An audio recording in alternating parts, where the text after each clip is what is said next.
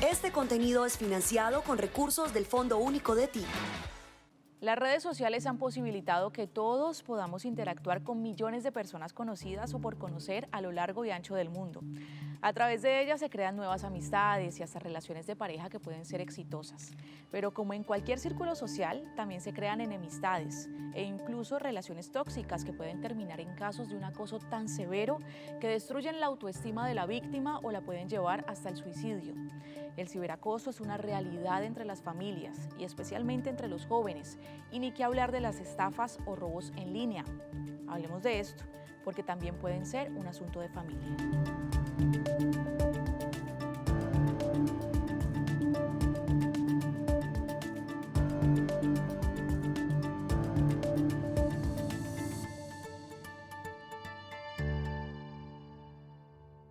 Todo empezó con una solicitud de amistad.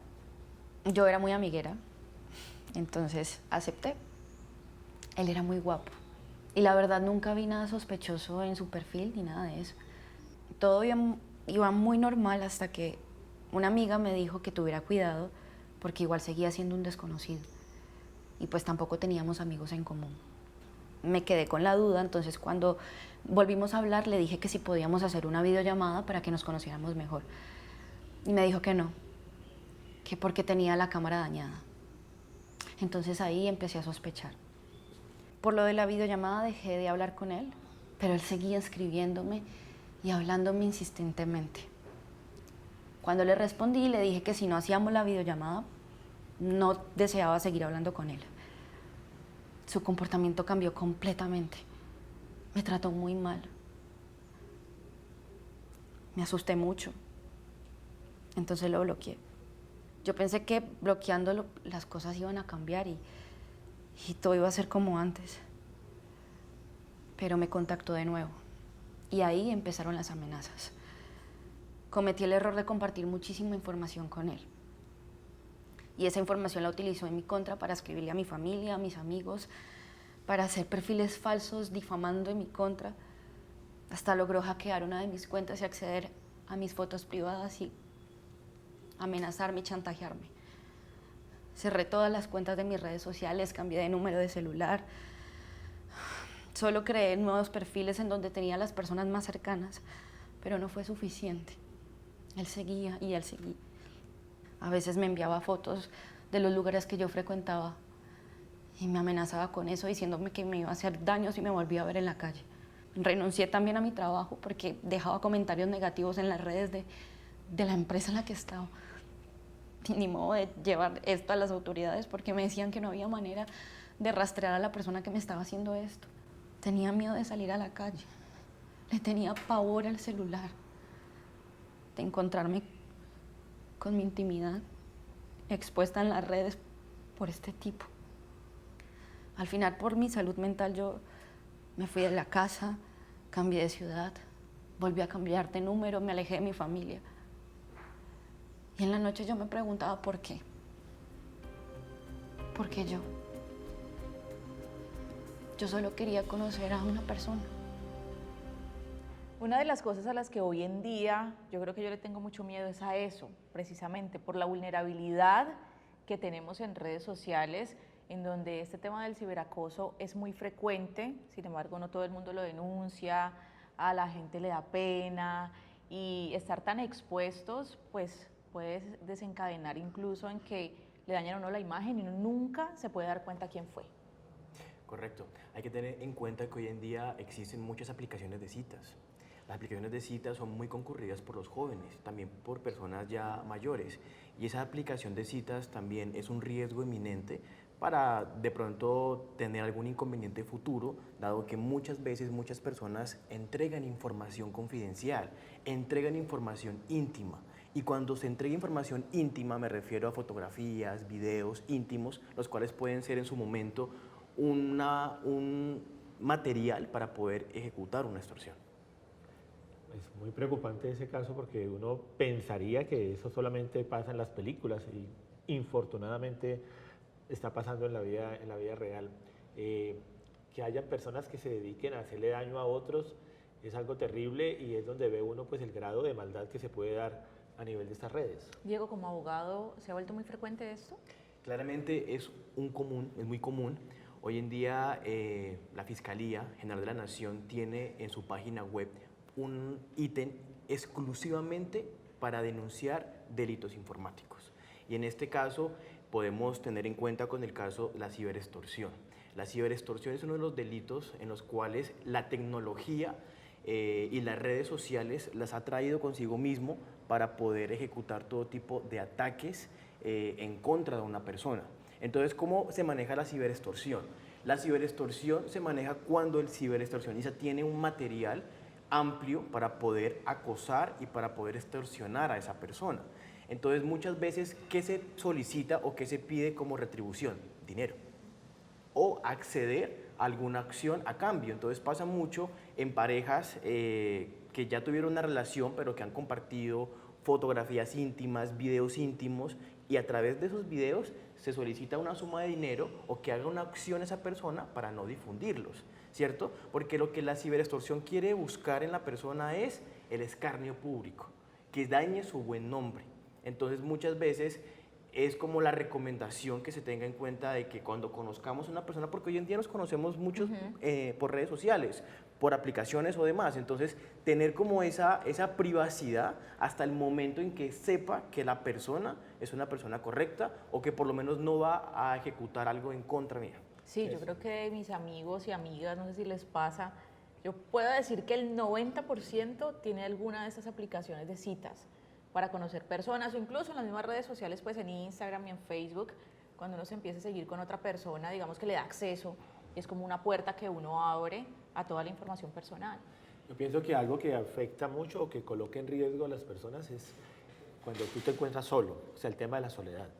Empiezas a buscar contactos, tener amigos y por qué no pensar en encontrar a alguien con quien establecer una relación, digámoslo así.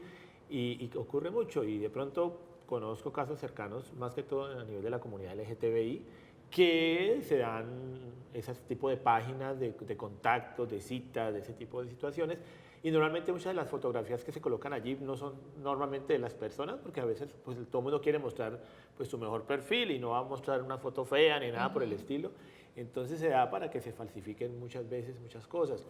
Y se da lo que dice el doctor, es que se empieza a mandar información privada, fotografías, momentos íntimos y cosas así que esa persona, si tiene un gran número de esta información, pues podría utilizarla en tu contra y luego amenazar que te va a publicar en redes sociales si no le das determinado dinero o si accedes a acostarte con esa persona bajo cualquier situación. Entonces es algo que debemos ser cuidadosos y en el caso del video que apreciamos, ella pidió una videollamada y pienso que debería ser de las primeras cosas que tú deberías tener, ¿no? Una videollamada para saber con quién estás interactuando e investigar si esa persona real, si es un perfil real o si está utilizando un nombre ficticio. Es que es un tema tan común que uno creería que ya las personas tienen como esos niveles de seguridad o como que saben cómo actuar, pero se vuelve tan cotidiano que ya se normaliza y al final crees que la persona que está al otro lado tiene las mismas intenciones. ¿El ciberacoso es un delito informático? El ciberacoso es la primera conducta que existe para convertirse en un delito, ¿cierto? Porque el ciberacoso como tal hay que tenerlo en cuenta que es el hostigamiento que tiene una persona contra otra, ¿cierto? Pero cuando ya empieza a tener otro tipo de conductas, como es ya las amenazas, ya pasa a tener como tal otro delito, ¿cierto? Entonces, si nos vamos a datos y cifras, aquí en el Valle del Cauca la Fiscalía General de la Nación tiene un sinnúmero de denuncias por ciberextorsiones. Entonces, me preguntarán y me dirán, bueno, ¿cómo opera o cómo se genera esos procesos para poder llegar a generar justicia? Entonces, es muy importante que cuando nosotros hagamos una denuncia en esta materia que estamos tratando, se genere documentación probatoria. Si no tenemos documentación probatoria, es muy difícil de poder llegar a hacer una indagación y una investigación preliminar y determinar quién es el acosador que está llevando a cabo este tipo de delito. Entonces, ¿qué documentación probatoria podemos tener? Primero, las evidencias en pantallazos, las conversaciones. Esto es nuestro primer paso como para poder verificar de dónde se provienen esos acosos. Hay que tener en cuenta que en materia tecnológica cada computador, cada celular tiene un registro email y un código IP, que gracias a la tecnología podemos hacer unos rastreos, unos seguimientos y podemos determinar de qué lugar, qué ubicación provienen esas amenazas. Entonces muchas veces muchos ciberatacantes manifiestan y dirán, no, es muy difícil que den con mi ubicación en el lugar en que me encuentro o que me hagan un seguimiento a través de las redes como tal tecnológicas y dar conmigo en qué lugar me encuentro, pero sí lo hay. Entonces, claramente hay que tener como la documentación probatoria suficiente para poder acreditar que estamos frente a un delito informático. ¿Qué otros delitos informáticos son comunes o frecuentes? Bueno, muy común la suplantación de identidad. La suplantación de identidad se da cuando una persona extrae mis datos, toma toda mi información y empieza a ejecutar otro tipo de delitos. ¿Cuáles son los más comunes? Por ejemplo, cuando tomo los datos personales de la persona, y ahí tenemos que ser muy cuidadosos con la información que nosotros entregamos. Somos felices ingresando a páginas web y colocando todos nuestros datos personales porque encontramos una rifa, porque una aplicación o demás. Esa información muchas veces se genera a través de un delito que se llama el phishing.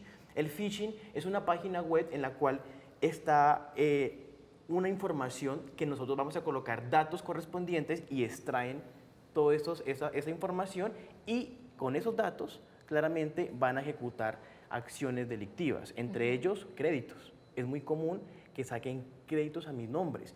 Los bancos tienen una responsabilidad enorme en determinar la autenticidad de la persona al momento de sacar un crédito. Pero eso es súper difícil, es decir, sí, cierto, porque los bancos ni siquiera responden a veces, le dan vueltas a la gente y uy no, o sea, estar uno pagando algo que ni siquiera compró ni consumió. Allí hay que ser muy cuidadosos en el tipo de información que uno responde o que uno reenvía, ¿no? Porque a nivel de correos electrónicos, a nivel de WhatsApp, llegan muchos mensajes supuestamente, consulte si usted es beneficiario de estas ayudas del gobierno. Y como pues la gente hoy en día, todos estamos como muy cortos de recursos, entonces la gente responde a ese tipo de informaciones y allí puede estar dando información muy básica.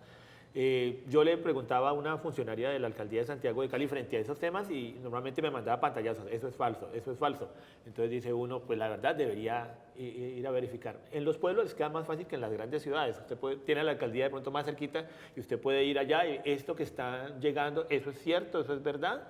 De pronto en las alcaldías grandes de las grandes ciudades pues es más complicado que te contesten, pero igual hay que hacer el ejercicio de confirmar antes de yo dar la información a un correo, y muchas veces esos correos, si ustedes revisan, no son correos institucionales, no es de la gobernación, de la alcaldía, y no que un correo cualquiera, y la gente a veces sin verificar va entregando eso, o se lo va reenviando a gente familiar, entonces como si a mí me lo manda un familiar, digo, bueno, esto es confiable porque me lo mandó Pero Pepito. reenviado.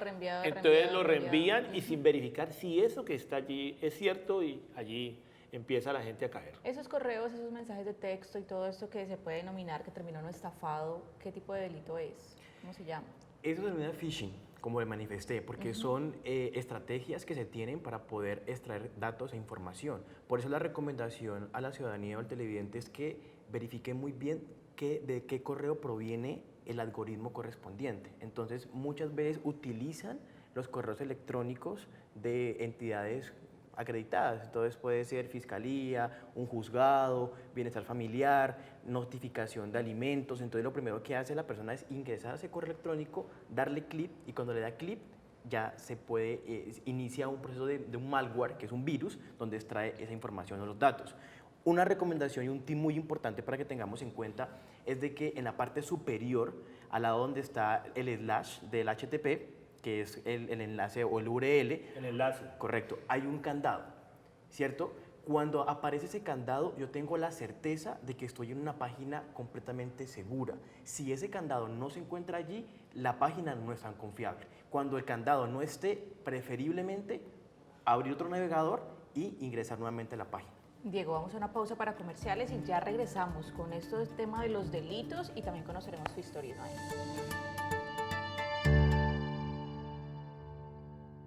Ismael, ¿qué te ha pasado con todo este tema de delitos informáticos? Yo creo que todos, si no hemos caído, hemos estado a punto de caer. Pues me han pasado dos cosas. La primera es que me han hackeado, por ejemplo, las cuentas del WhatsApp. Ajá, la ¿cómo cuenta fue? cuenta de WhatsApp me lo han hecho en 2 oportunidades Y también me han intentado robar a través de perfiles que hackean del Facebook, por ejemplo.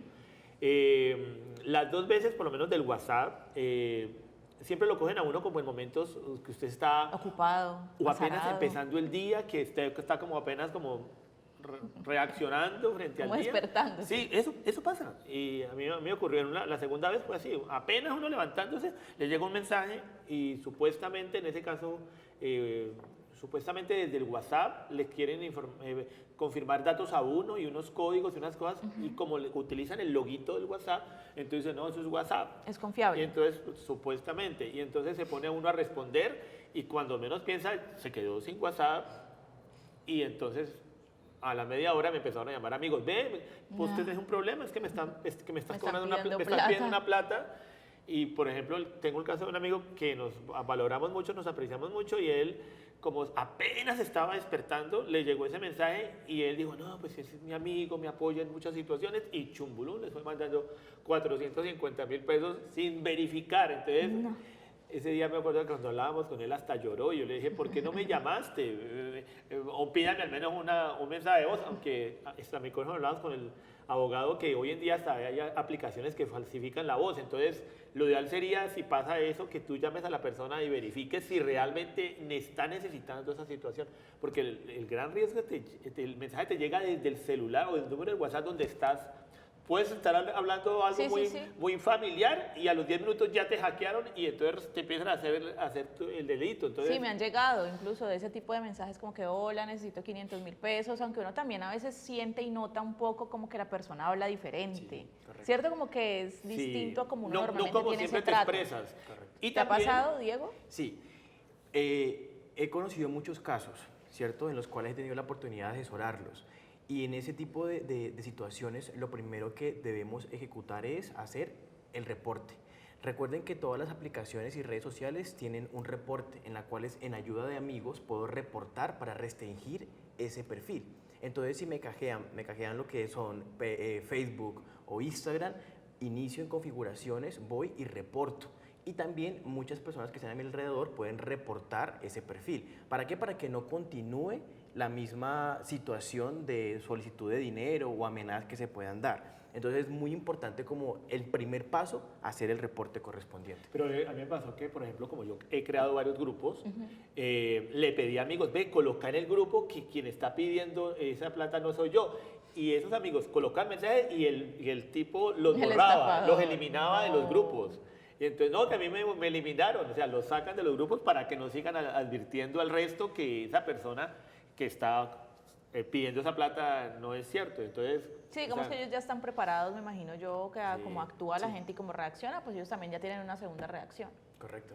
Yo sí diría una recomendación muy importante y es cambiar de manera periódica las contraseñas. Muchas veces nosotros utilizamos contraseñas muy comunes, fechas de nacimiento del hijo, de la madre, nombre de la mascota, el cumpleaños. Entonces son muy comunes ese tipo de contraseñas para poder adivinar al ciberatacante y es ahí donde van a ingresar fácilmente. También evitar utilizar los recordatorios de iniciar sesión. Muchas veces para ingresar a Facebook, Instagram, nosotros iniciamos sesión con recordatorio, automáticamente ingresa.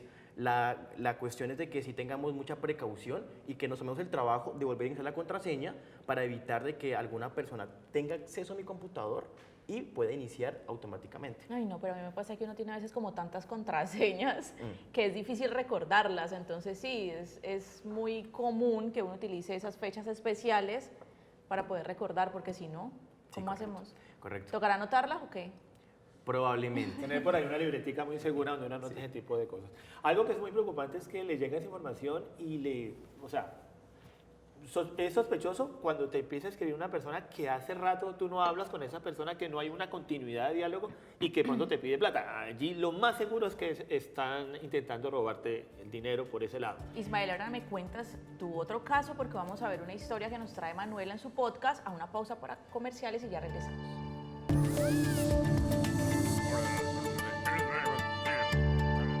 Cuando hacemos contenido en redes sociales estamos muy expuestos a la mirada del otro. Y hoy me acompaña Daniel Mina, un hombre de 33 años, creador de contenido, modelo, periodista, quien tiene una historia que contarnos alrededor de estos comentarios que pueden estar rozando el ciberacoso. ¿Cómo vas, Dani? Mi nombre es Daniel Mina, Dan Mina en las redes sociales. Yo soy comunicador social y modelo. Daniel, quiero saber cómo es tu relación con el contenido que subís y cómo lo ven tus seguidores. Yo creo que lo principal que uno debe hacer como creador de contenido, el que sea el contenido que se haga, es pensar más que todo en el público. ¿Qué crees que vendes en tus redes sociales? Por medio de la sensualidad, de todo este contenido sugestivo, vendo, digamos, como esa seguridad. Digamos, lo obvio es, ay, sí, es súper sexy, súper sugestivo y él quiere solamente que le escriban y like. Sí, obvio, no voy a decir que no, pero detrás de esto yo creo que también está eso de la confianza y de querer lo que se tiene. ¿Has tenido personajes en tu comunidad que accedan a tu contenido y que estén un poco confundidos con las cosas que haces? Muchos, varios. Yo creo que muchas veces han llegado comentarios, mensajes que a veces que uno dice, uy, estamos como un poquito desubicados. Mira, todo tiene que ver como de quien venga. Hay, digamos que seguidores que dicen cosas bastante subidas de tono, pero que a mi criterio están entendiendo un poquito como el contenido y se va a quedar ahí. Igual yo nunca doy como paso a que sea algo más. ¿Cómo te cuidas vos, Dani, de, por ejemplo, pues tu seguridad, ¿no? Mira, me pasó algo muy curioso y es que una vez fui a un banco que queda cerca a mi casa a hacer una consignación. Entonces, la persona que estaba en la caja, yo me acerqué y me dijo, ay, yo te sigo en Instagram. Y luego en Instagram me escribía ese tipo de cosas y yo decía, uy, pero que... ¿Vos crees que eso es un espacio adecuado para la adolescencia, por ejemplo, para que los adolescentes muestren su contenido? Yo creo que no. Yo creo que una persona tan joven expuesta en redes sociales, yo creo que es bastante complicado y complejo. Porque ellos no van a tener, digamos, las herramientas para, por ejemplo, lidiar con un caso como el que te conté. Los padres, los adultos deberían estar un poquito más pendientes, ¿no? E incluso las redes sociales deberían tener más restricciones en cuanto a la edad. Dani, para finalizar, ¿vos entonces te consideras que has sido víctima de ciberacoso? Yo creo que sí, yo creo que la mayoría de las personas que estamos en redes sociales hemos experimentado eso, de una u otra forma. Está el ciberacoso que está disfrazado de, ay, yo te admiro, pero yo te estoy diciendo estas cosas bien y chévere, como el ciberacoso bastante agresivo. Yo creo que, pues, sin querer armar polémica, se podría comparar con lo que le pasa a las mujeres, que en muchas ocasiones... Yo creo que la mayoría de las mujeres se han sentido acosadas de alguna u otra forma a lo largo de su vida. Y yo creo que en las redes sociales uno se puede sentir así. Y le dicen a uno, pero ¿quién la manda a salir así? Así mismito como en las redes sociales. Gracias por tu tiempo, Dani. Yo los dejo con estudio. Esto es Asunto de Familia, versión podcast.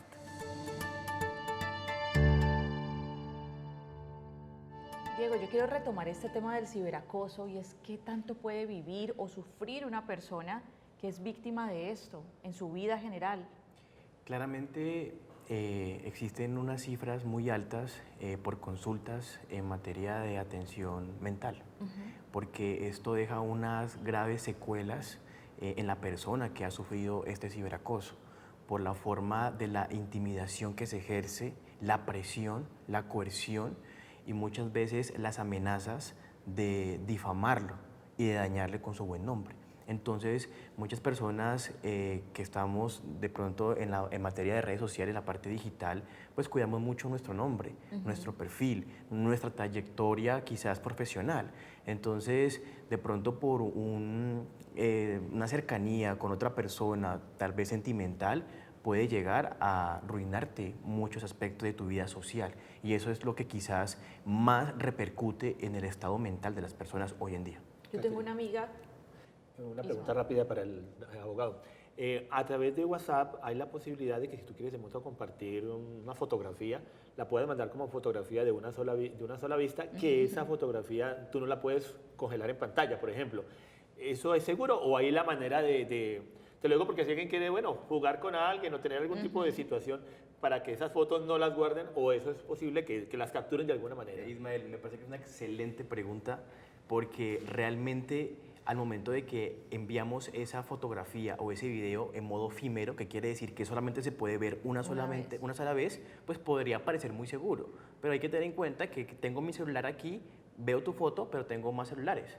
Y fácilmente puedo tomarle el pantallazo, la fotografía y hasta allí me llega la seguridad. Entonces no es 100% confiable y la gente lo asume como confiable. No lo es, porque si vamos a enviar una foto íntima o un video íntimo, que es muy común hoy en día en la sociedad, pues claramente van a utilizar otro aparato digital y lo van a vigilar. Te han tocado muchísimos casos de ciberacoso y ¿cuál es ese modus operandi? Es decir, ¿cómo puedo identificar yo que tengo un ciberacosador o acosador? Ok, perfecta pregunta, porque el ciberacoso hoy en día quizás lo encontramos un poco más en la parte educativa, en los colegios, en las escuelas. Hoy en día nuestros niños manejan mejor que nosotros la parte tecnológica, ¿cierto? Entonces, desde allí es importante que los padres de familia puedan tener como un poco más de precaución o de colocar límites a el uso de las redes sociales. Es muy común encontrar a niños de 10, 8 años con Instagram, con Facebook, en los cuales pueden acceder fácilmente y puede ser un blanco para ciberatacantes. Hay que tener en cuenta hoy en día que la pornografía infantil también es otro de los negocios que tienen en las redes sociales y que buscan a los menores tratar de llegar a un acuerdo, hablándole, endulzando el oído, como coloquialmente decimos, y acceden a enviar información o imágenes íntimas. Entonces, por esa razón, los padres tienen un rol muy importante en tener la veeduría de sus hijos. Y a la pregunta que me manifiestas, ¿cómo identificarlo? Pues lo podemos identificar cuando una persona es repetitiva en una conducta en la cual a mí me molesta, no estoy de acuerdo y simplemente me he sentido un poco coartado con ese tipo de actitudes que se han dado. Entonces pasa mucho cuando, no porque cuando me escriben y alguien está como enamoradito de ti y hola y cómo estás y cómo estuvo tu día, no, eso no es un ciberacoso, pero sí pasa a ser un ciberacoso cuando esas conductas son demasiadamente coercitivas y generan ya como tal una amenaza o generan ya una intimidación en mí como persona. Isma, en cuanto al tema de los delitos que nos estabas contando ahora, ¿qué más te pasó? Me han hackeado 2 veces el WhatsApp, pero hablando de Facebook, a un amigo, colega, le hackearon el Facebook y un día me escribe, supuestamente él, y me dice, él está en España, voy a Colombia, pero yo quiero dar una sorpresa a mi familia, hazme un favor, tú me puedes guardar unas maletas en tu casa. Yo dije, pues este no es mi gran amigo, pero pues que me pide que yo le guarde las maletas. Yo dije, bueno, pues sí. Tengo espacio. Yo dije, ¿y no tienes otra no familia que te...? No, es que tú eres como... Bueno, entonces yo le dije, bueno, yo le puedo colaborar. Supuestamente el personaje mandaba las maletas, llegaba primero las maletas que él a Colombia y él luego me dice, te van a llamar de la aerolínea para confirmar unos datos suyos. Supuestamente de la aerolínea me llamaron, me dijeron pues la dirección y todos los datos. El señor del supuesto de la aerolínea me dice, de pronto lo llaman de la aduana, para verificar el contenido de la maleta y ese tipo de cosas. Yo dije, bueno, pues por el amigo hagámosle el favor. Entonces me llaman el supuesto aduana y me dice, las maletas tienen un valor, o sea, un peso que excede para ingresar a Colombia, entonces hay que pagar un valor. Entonces ya estamos hablando casi 2 millones de pesos de ese valor que hay que pagarle supuestamente a la aduana. Entonces yo le escribo a este personaje al Facebook y le digo, mira, es que lo que pasa es que me están pidiendo un valor en la aduana, mándeme esa plata y yo se las mando a ellos. No tengo la plata, poneme la voz, yo te la giro. O sea, como trabas que supuestamente tiene esa persona para... El hecho es que yo me puse y busqué, ¿qué es amigo de quién? Y ubiqué una persona conocida y entonces la persona me dijo, no, él le hackearon el WhatsApp, el Facebook, perdón, le hackearon el Facebook y están buscando robarte. Entonces, no, pues, pero lo que me llamó la atención fue toda la trama, o sea, el mensaje del Sí, tipo. el tiempo que le y dedican, supuestamente otras 2 personas de aerolínea y aduana llamándome para confirmar datos. O sea, definitivamente estos se orquestan para robar a la gente. El tiempo que le dedican a esto, ¿esos son los que popularmente están en las cárceles? Infortunadamente. Pues ¿O no siempre? no siempre, pero O tiene la casa por cárcel. es muy común, eso es un dicho como muy común de que ese tipo de ataques vienen desde las cárceles, ¿cierto? Pero la verdad, el modus operandi de estos ciberdelincuentes sí es algo muy concreto. En una investigación que hace poco tuve la oportunidad de poder verificar, les puedo manifestar de que ellos tienen una oficina donde hacen un itinerario y pueden ejecutar con nombre propio a qué personas son fáciles o son un blanco para poderlo hackear. Hay que tener muy en cuenta que nosotros como tal somos felices publicando. En mi caso yo soy feliz publicando en mis redes sociales. Entonces publico mis redes sociales, si fui a un restaurante, fui, cené, comí y el ciberatacante sabe lo que a Diego López le gusta. ¿Por qué? Porque Diego López el sábado se va a Historia de Amor, el domingo le gusta ir a Pance, el lunes trabaja en la Universidad de Santiago de Cali, da clases a tal hora. ¿Por qué? Porque por lo general nosotros muchas veces compartimos involuntariamente información. Claro, ubicaciones, Exacto. subimos todo a redes y la gente sabe uno Y qué hace, saben qué no. más o menos cuál es el proceso, qué le gusta, a quiénes recurren. Entonces fácilmente puede ser un blanco para poder ejecutar todo tipo de testimonios o de diálogos en los cuales una vez hackean mi Facebook o mi Instagram, poder solicitar saben todo a tipo quién de le van a favores. escribir. Exacto. En este tema de los delitos informáticos es muy interesante porque cada vez se aumenta más las denuncias por estos delitos. ¿Cómo hacer precisamente para denunciar, por ejemplo? Bueno, las denuncias, como les había manifestado, es muy importante que tengamos evidencia y documentación probatoria. Eso es lo más fundamental para poder iniciar un proceso preliminar de investigación en la Fiscalía, ¿cierto? Entonces, no es necesario que vayamos hasta el lugar de la entidad de la Fiscalía presencialmente.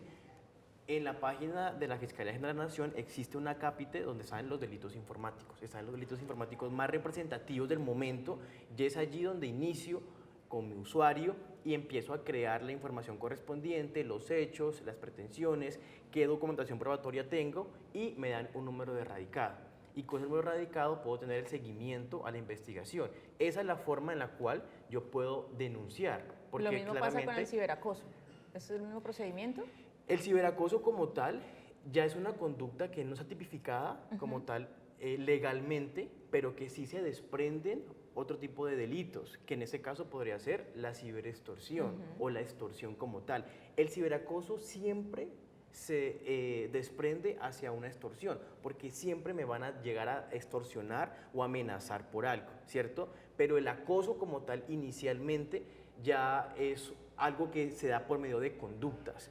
Pero las conductas, cuando ya dependiendo del caso, ya se van a desprender en las amenazas y es allí donde ya se puede ejecutar una denuncia. Pero mira, Catherine, que mi mamá decía, es mejor la seguridad que la policía. Para no llegar a esas instancias, porque a mí yo he colocado la denuncia en fiscalía y la verdad es que no ha servido de mucho. O sea, no estoy diciendo que no denuncien, hay que denunciar, pero eso realmente a veces no. Y a veces ocurre, abogado, que si una prueba la pueden tomar como evidencia, es que sea una autoridad que la envíe. Si uno es en un proceso y bueno, hagamos tal cosa, pero que usted a veces aporta cosas y dice no, pues como eso no se lo solicitó uno ninguna autoridad, a veces no las toman en cuenta algunas de esas evidencias. Diego, quedé como muy preocupada con eso que dijiste del ciberacoso en los niños, en los menores, porque también leía que más o menos el 30% podría estar siendo víctima o fue en algún momento víctima de ciberacoso y sus padres nunca se dieron cuenta.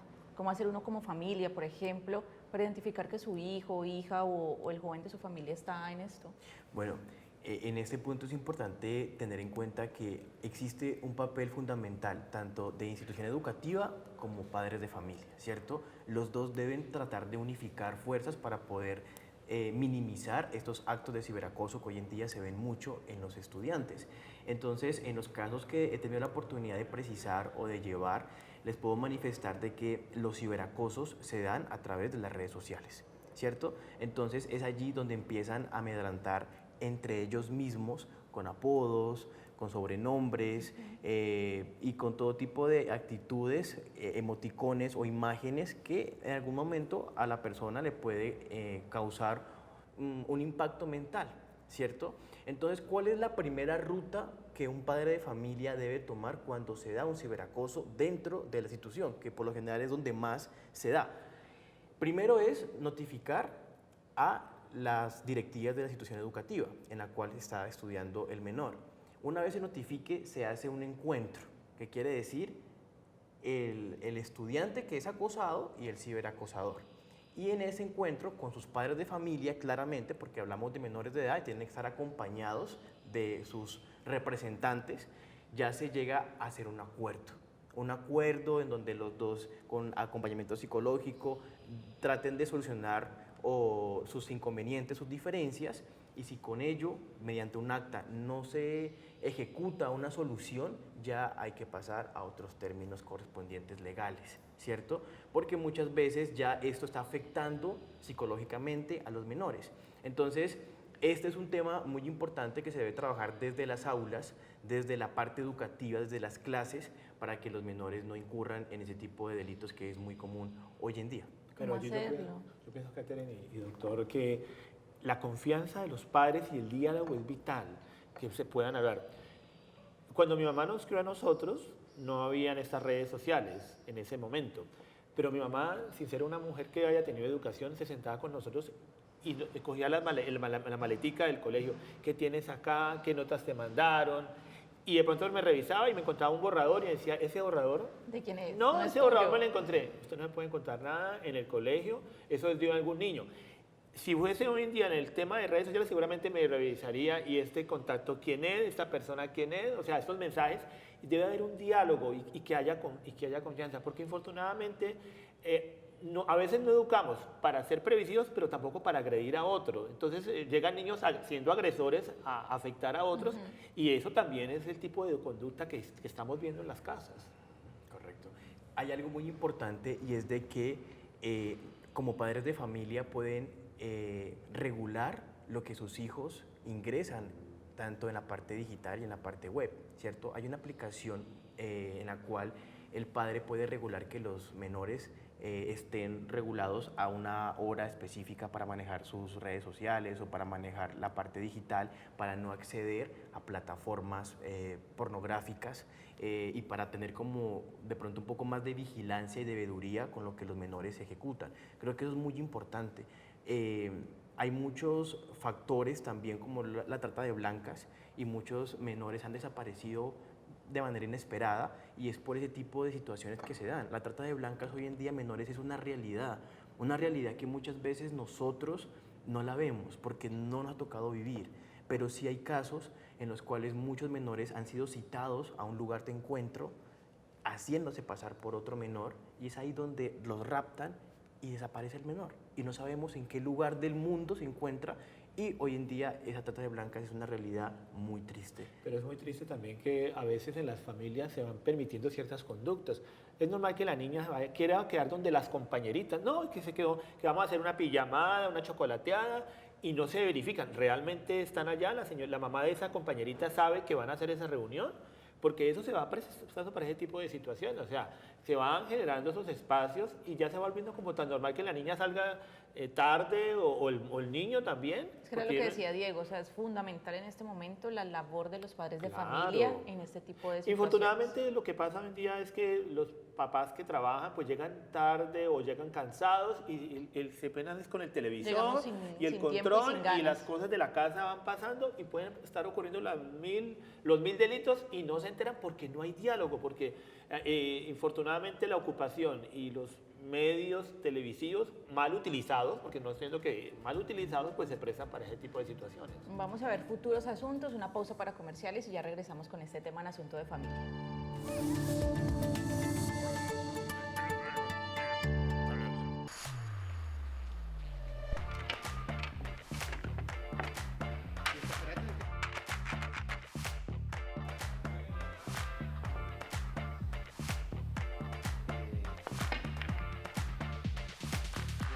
Soy Diego Franco, tengo 25 años y lo que más disfruto hacer en la vida es la producción audiovisual. Soy Stacy Angulo, tengo 18 años y lo que más disfruto en la vida es jugar voleibol. Soy Cristian Angulo, tengo 22 años y lo que más me gusta en esta vida es escuchar música.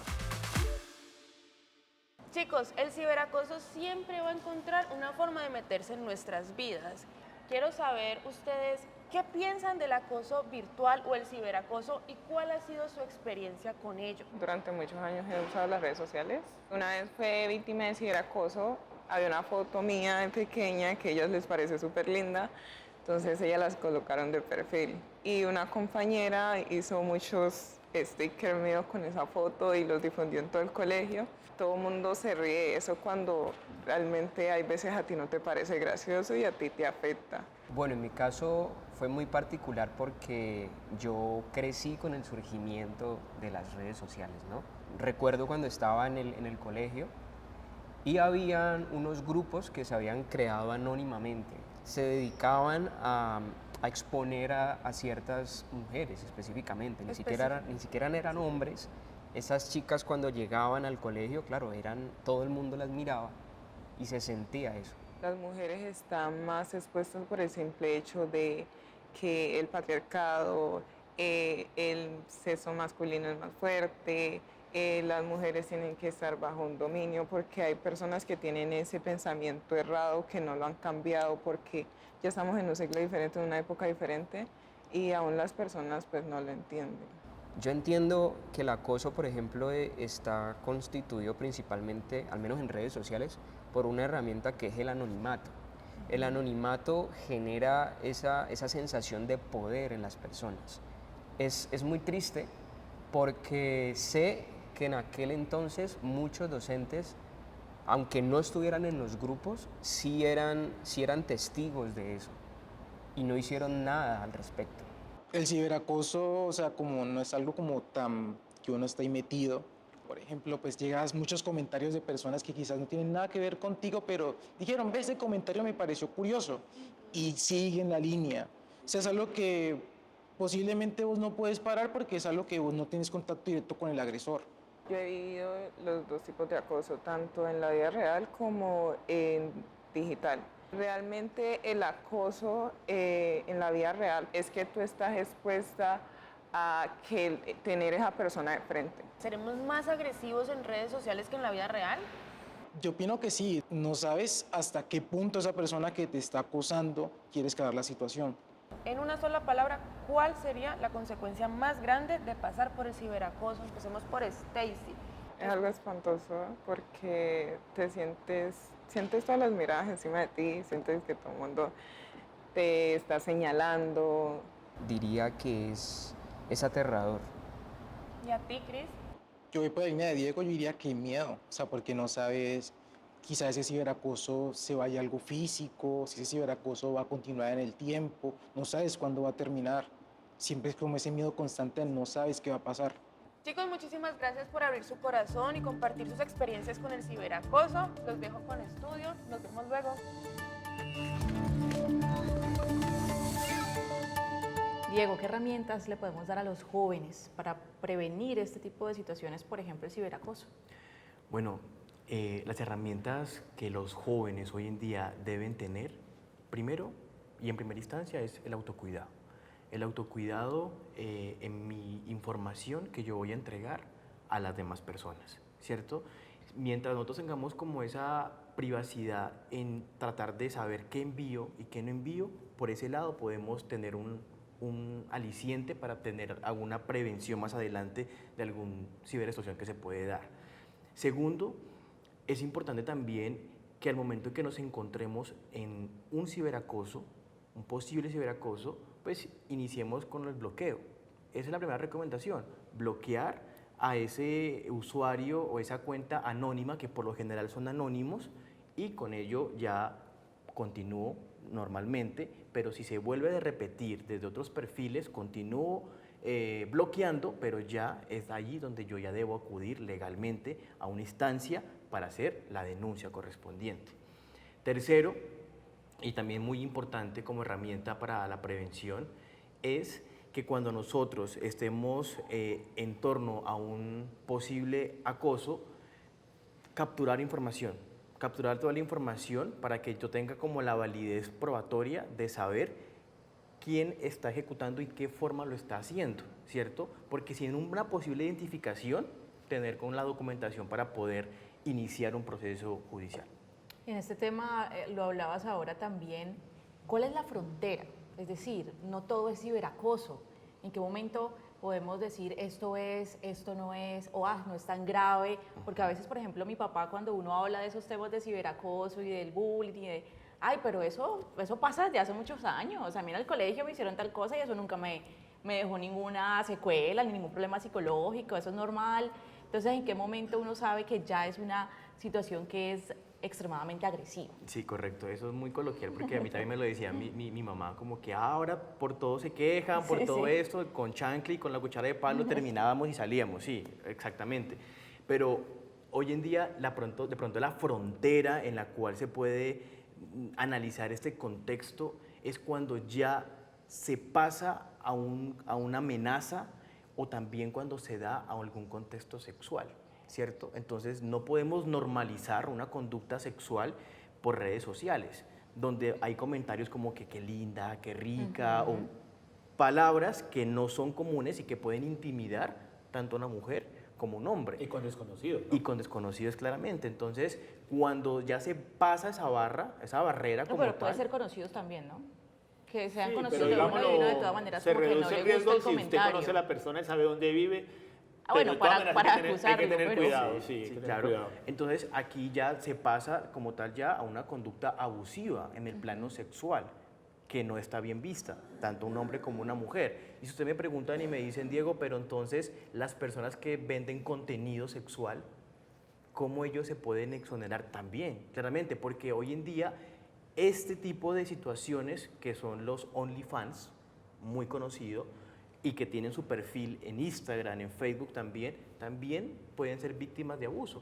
Y es muy común. Claro, los creadores de contenido que Exacto. veíamos ahora también. Por el mismo hecho de que ellos pueden ejecutar sus acciones, y es un trabajo hoy en día que está pues, normalizado en la actualidad, y que claramente pueden tener todo tipo de conductas abusivas por su mismo contenido. Y también están dentro de ese marco, porque no pueden llegar a ser coartados o amenazados o de pronto recibir acoso a través de su trabajo, aunque su trabajo coloquialmente podríamos decir daría pie para eso, pero no es así. Un caso que fue muy famoso en Pereira, un personaje, un muchacho que vendía contenido, o sea, producía contenido, y a él lo contactaban hombres para citarse con el personaje, y él les hacía investigación y llegaba y aprovechaba para robarlos. O sea, llegaba a los apartamentos y era, pues, había alguna situación con esas personas y en un momento dado, pues, actuaba, robándolos de manera violenta o les echaba químicos para que la gente, pues, se durmiera. La mayoría de los delitos de hurto en la actualidad, aquí en la ciudad por lo general, se dan a través de citas. Entonces, la comunidad LGTBIQ+, de pronto ha sido un poco más de un blanco para poder ser más quizás visibles y han sido hurtados. Entonces, cuando hay aplicaciones, y muchas aplicaciones se dan para encuentros sexuales, ¿cierto? Entonces, aplicaciones de encuentros sexuales se citan en un lugar, cuando la persona llega a ese lugar, claramente, en ese momento sufren hurtos. Incluso sufren grandes pérdidas como tal, porque es un modus operandi de robar. Claramente es algo que también se debe especificar y se debe tener mucho cuidado al momento de utilizar ese tipo de aplicaciones. Diego, Ismael, gracias por acompañarnos en Asunto de Familia. Muchas gracias a ustedes por la invitación. Gracias por la oportunidad y ser cuidadosos.